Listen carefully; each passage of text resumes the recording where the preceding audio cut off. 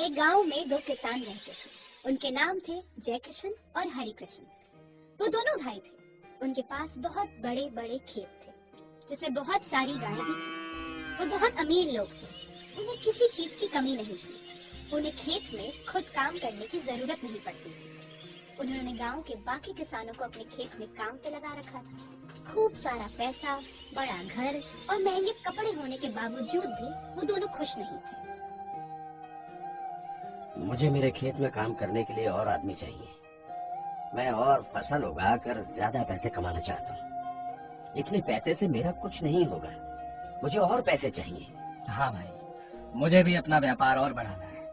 मैं अपने लिए और महंगे कपड़े, बड़ा घर खरीदना चाहता हूँ और अपना ऐशो आराम बढ़ाना चाहता हूँ। अच्छी जिंदगी जीना चाहता हूँ। सोचो, अगर हमारे पास इतना पैसा हो कि हम हीरे जवाहरातों से अपना महल बना सकें। अरे क्या बात करते हो, ये तो बहुत अच्छा हो जाएगा।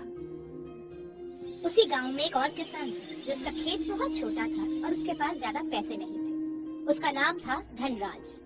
उसके पास एक ही गाय थी। वो दिन भर अपने खेत में मेहनत करता और अपनी गाय का भी बहुत ध्यान रखता था। हालांकि वो बहुत अमीर नहीं था, लेकिन उसके पास जितना था वो उसमें खुश था। जय किशन और हरि कृष्ण धनराज की खुशी से बहुत जलते थे। वो हमेशा सोचते थे कि आखिर इतने कम पैसे होने के बावजूद भी ये धनराज इतने खुशी से कैसे जी लेता है। ये धनराज इतना खुश कैसे रह सकता है। उसके पास कुछ भी नहीं है, फिर भी वो खुश रहता है। हाँ भाई, वो तो है। मैं भी ये सोचता रहता हूँ, हम इतने अमीर हैं और वो इतना गरीब, फिर भी वो हमसे ज्यादा खुश कैसे रहता है। ये कैसे संभव है। इस खुशी के पीछे कुछ तो राज जरूर है। कह सकता हूँ। हाँ, मुझे लगता है कि ये सब उसकी गाय की वजह से होगा। उसकी गाय उसके लिए भाग्यशाली है। हाँ भाई, सही कहते हो। मुझे भी वही लगता है। मैं कहता हूँ हमें उसके पास जाकर उसकी गाय खरीद लेनी चाहिए। बिल्कुल सही कहा तुमने। चलो, कल सुबह ही उसके पास चले जाएंगे। अगले दिन दोनों भाई धनराज के पास गए और उससे उसकी गाय बेचने को कहा। देखो धनराज, हम तुम्हारी गाय खरीदने की सोच रहे हैं। हाँ, सोचो मत। हम सच में सोच रहे हैं। लेकिन क्यों? मैं तो अपनी गाय नहीं बेचना चाहता। हम तुम्हें तुम्हारी गाय के लिए 10 चांदी के सिक्के देंगे। ये तुम्हारी गाय की दुगनी कीमत होगी। इससे अच्छी कीमत तुम्हें कहाँ मिलेगी। हाँ, और हम जानते हैं कि तुम्हें इन पैसों की बहुत जरूरत है। तुम मुझे चाहे जो कीमत दो और मेरे ऊपर जो भी आफत आ पड़े, मैं अपनी गाय तुम्हें नहीं बेचूंगा। हाँ, लेकिन तुम इस गाय के बदले सिक्कों से 2 गाय खरीद सकते हो और 2 गाय खरीद के तुम अपना कारोबार दुगना कर सकते हो धनराज। शुक्रिया मेरे दोस्त, शुक्रिया। लेकिन 2 गाय की देखभाल करने के लिए मेरे पास इतने पैसे और साधन नहीं है। मैं एक ही गाय से खुश हूँ। हाँ, मुझे माफ करना, पर मैं गाय नहीं बेचूंगा। हाँ। धनराज का इनकार सुनकर दोनों भाई आग बबूला हो गए। उन्हें लगा कि उनके सौदे को ठुकराकर धनराज ने उनकी बेइज्जती की है। उनसे ये बर्दाश्त नहीं हुआ। उन्होंने धनराज को सबक सिखाने की सोची। हमें कुछ करना चाहिए इस धनराज का। उसने हमें गाय ना बेचकर बहुत गलत किया। आखिर वो होता कौन है जो हमें इनकार करे। उसकी हिम्मत तो देखो। हाँ भाई, मैं भी सोच रहा हूँ आज रात को उसके खेत में जाकर आग लगा दे। हाँ, यही सही रहेगा। उसी रात दोनों भाई छुपकर धनराज के खेत में घुस गए और उसके पूरे खेत में तेल डालकर पूरा खेत जला दिया। धनराज को एक भनक तक न हुई। अगले दिन धनराज सुबह उठा तो उसने देखा कि उसके खेत में आग लगी हुई है। वो भागते हुए खेत पहुंचा तो सारी फसल जलकर राख हो चुकी थी। उसे बहुत बड़ा सदमा पहुंचा। अरे, ये क्या हो गया मेरे साथ? मेरी सारी मेहनत राख हो गई। धनराज समझ गया था कि ये जय किशन और हरि कृष्ण का ही काम है, लेकिन वो कुछ नहीं कर सकता था। वो दोनों बहुत ताकतवर थे और उनके सामने धनराज कुछ भी नहीं था। वो उदास होकर घर आ गया। घर में रखा हुआ अनाज 1-2 हफ्तों में खत्म हो गया। अब घर में खाने को कुछ भी नहीं था। उसकी समझ में ही नहीं आ रहा था कि क्या करना चाहिए।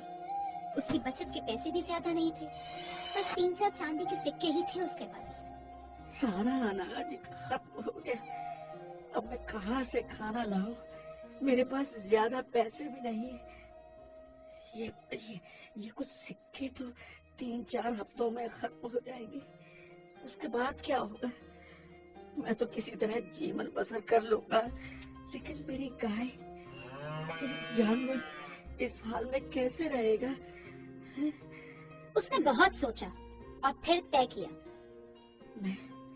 मैं दूसरे गांव जाकर अपनी गाय बेच दूंगा और मिले हुए पैसों से कुछ और छोटा मोटा काम कर लूंगा। ये बचे हुए चांदी के सिक्के मेरी यात्रा के लिए काफी है। उसने तुरंत यात्रा की तैयारी की और अपना गांव छोड़ने का मन बना लिया। वो गाय को लेकर उस गांव से निकल गया। उसे इस तरह जाता देख जय कृष्ण और हरि कृष्ण उस पर हंसने लगे। धनराज ने उनकी बातों पे बिना कोई ध्यान दिए वहां से निकल गया।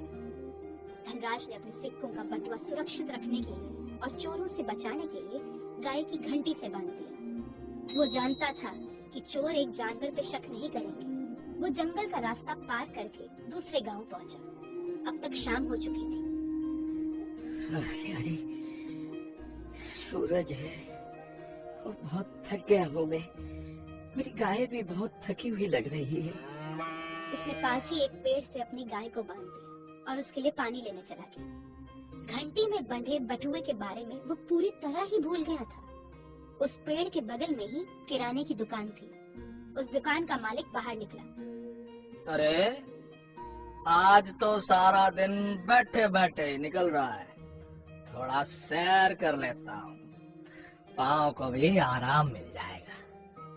ये सोचकर वो बाहर आया और उसने वो गाय देखी। वो गाय के थोड़े नजदीक गया तो गाय ने उसकी तरफ अपना सर घुमाया। गाय के सर घुमाते ही उसके गले से एक चांदी का सिक्का बाहर निकला। वो दुकानदार ये देखकर हैरान हो गया। वो गाय की ओर नजदीक गया तो दोबारा गाय ने अपना सर हिलाया और एक और सिक्का बाहर निकला। ओहो, लगता है ये तो जादुई गाय है। मैं काम करता हूँ, ये सिक्के उठा लेता हूँ। हाँ। दुकानदार ने गाय के गले में बंधे बटुए की तरफ ध्यान ही नहीं दिया था। वो सिक्के उठाने जा ही रहा था कि धनराज वहाँ आ गया। उसे देखते ही दुकानदार ने उससे उसकी गाय खरीदने का सोचा। नमस्ते भाई, कहाँ से आए हो? यहाँ के तो नहीं लगते हो। नमस्ते जी, मैं पास के गांव का हूँ, अपनी गाय बेचने निकला हूँ। अरे क्या बात करते हो, तुम एकदम सही जगह पे आके रुके हो भाई। मैं तुम्हारी गाय खरीदना चाहता हूँ। मैं तुम्हें इस गाय के बदले में 400 चांदी के सिक्के दूंगा, बोलो मंजूर? धनराज आश्चर्य के साथ उसे देखने लगा। दुकानदार को लगा धनराज खुश नहीं। चलो ये लो, 500 में सौदा तय करते हैं, ठीक है? इससे ज्यादा मैं तुम्हें नहीं दे पाऊंगा। अच्छा सौदा पक्का फिर? ठीक। 500 चांदी के सिक्के, इतने सिक्के? लेकिन मेरे भाई। दुकानदार समझा कि धनराज ये नहीं जानता था कि उसकी गाय एक जादुई गाय है। उसने धनराज को कुछ कहने का मौका ही नहीं दिया। अब तुम कुछ मत बोलो भाई, अब मुझे गाय की जरूरत है, सौदा पक्का करते हैं। ये लो तुम्हारी कीमत और ये गाय अब मेरी हुई। चांदी के 500 सिक्के लेकर धनराज वहाँ से चला गया। उसे गाय की घंटी से बंधे बटुए के बारे में अब भी याद नहीं रहा। कुछ देर बाद जब उस दुकानदार ने गाय के गले से बंधा बटुआ देखा तो उसे समझ आया कि वो जादुई गाय नहीं थी। लेकिन अब वो कुछ नहीं कर सकता था। घाटे का सौदा करके वो बहुत पछता रहा था। धनराज घर वापस आ गया। जय किशन और हरि कृष्ण उसे वापस आते देख उसके पास गए। उन्होंने देखा कि धनराज बहुत खुश लग रहा है। उन्होंने उसकी खुशी का कारण उससे पूछा। धनराज ने गाय के बदले 500 सिक्कों वाली बात उन दोनों को बताई। अब मेरे पास बहुत धन है। अब मैं और जमीन खरीदूंगा और ज्यादा फसल उगाऊंगा। मैं अब ज्यादा गाय भी खरीद सकता हूँ। मेरे पास ज्यादा गायों की देखभाल करने के लिए अब पर्याप्त साधन है। वो गाय मेरे लिए बहुत भाग्यशाली थी। दोनों भाई उसे दुखी देखना चाहते थे, लेकिन वो अपनी इस कोशिश में असफल हो गए थे। निराश होकर वो दोनों वहाँ से गुस्से से चले गए। धनराज कुछ ही दिन में बहुत अमीर हो गया। उसकी सफलता देखकर दोनों भाई विफल होकर अपने काम में मशगूल हो गए। उन्होंने अब दोबारा कभी धनराज को परेशान नहीं किया।